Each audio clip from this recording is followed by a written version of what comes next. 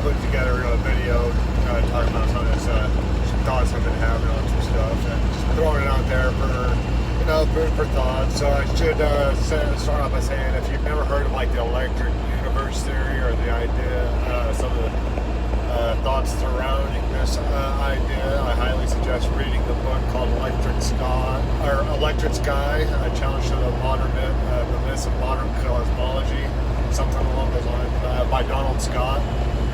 It's a really well done book that really breaks down a lot of the problems with the standard model, and does a really excellent job laying out all the information, like decades of research from research that's gone into compiling this book isn't just new. It's in the field study, and it's kind of derived from a number of prominent names in the field, some of which you've probably heard of. But anyway, so the one of the core underlying ideas of this is that the stars, including our sun, obviously, are electrical in nature, and they're not actually like fusion reactions, just radiating like heat energy, so more or less, but they're actually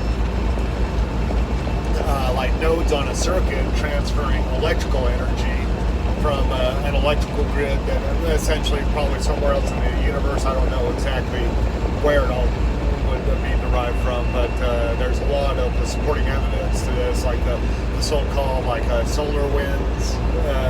Doesn't really make sense that there's wind blowing out in space, but the electrical universe theory talks about the double layer of plasma, how plasma operates in three modes, which is dark mode, glow mode, and arc mode, which is essentially dark is what we see in our sky, or glow mode is like a fluorescent light bulb, or like the aurora borealis, and arc mode would be like a static shock or a lightning bolt or something of that nature.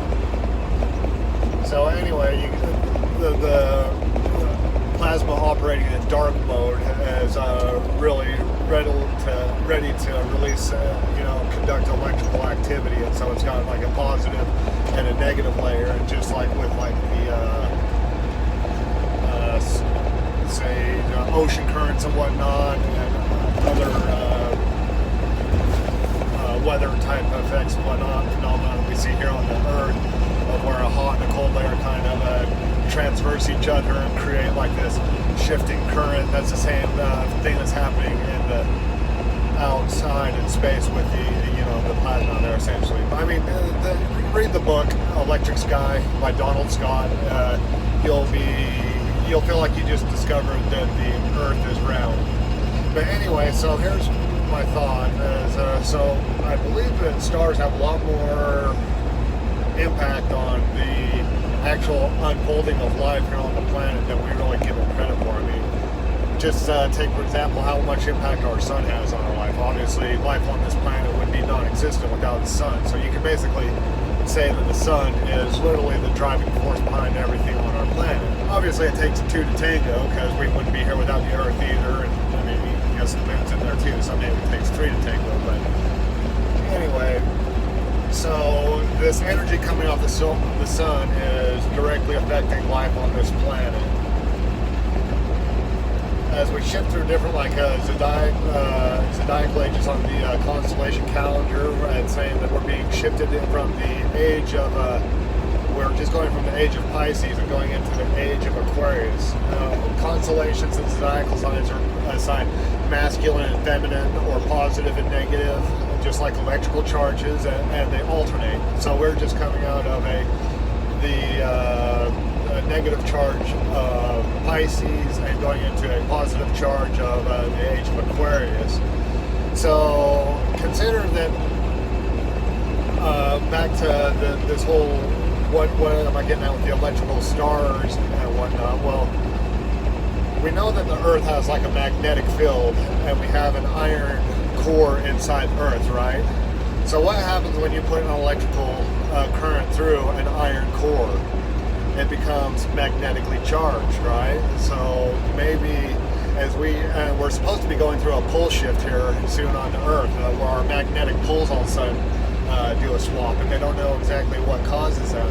Well, what if by shifting into a new zodiacal age, a calendar, this energy transfer that used to be from a negative type energy field source is now going to be from a positive energy field source, relays to our sun, which relays to our earth, but now it's we've switched poles by shifting into a new zodiacal age.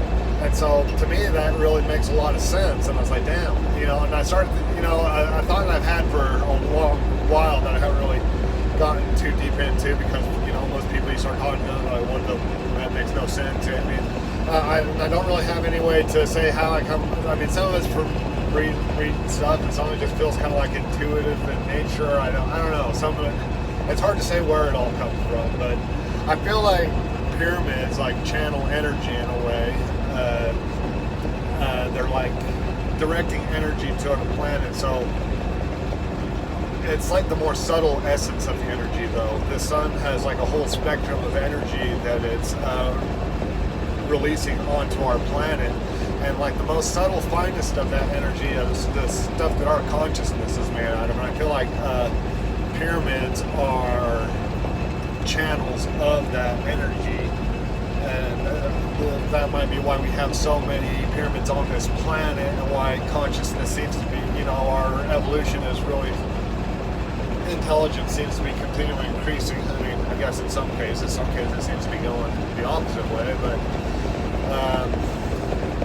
I don't know. It's just some thoughts that I've had. I don't know exactly, it's just hypothesis. Don't necessarily have a real method for backing this up, unless all of a sudden somebody turns on the lights and we all wake up and realize this great truth that we've all forgotten. And maybe as we shift into this new age, where we're fully out of the one energy shift, and we go into this new energy grid that's, we went from the positive to this side of the pole, the negative to the positive pole, or whatever, vice versa, and now that's what's being channeled to the sun, being channeled to the planet, and maybe they say, as you dawn into these new ages, you get these shifts in consciousness, and so maybe these structures across the planet that have been here that we have no real rhyme or reason for why they're there actually serve a greater purpose in channeling energy in ways that we are not fully in tune with yet. But as I think we shift further into